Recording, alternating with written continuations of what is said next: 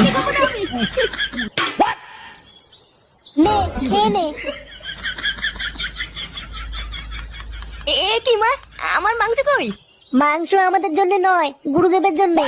গুরুদেবের আদেশ, গুরুদেব যে কয়দিন থাকবেন সেই কয়দিন আমাদের ঘি আর ভাত খেয়ে থাকতে হবে।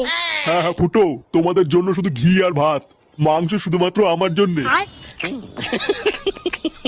আহা, আমি পারি না আর পারি না, আমি কেন মরি না।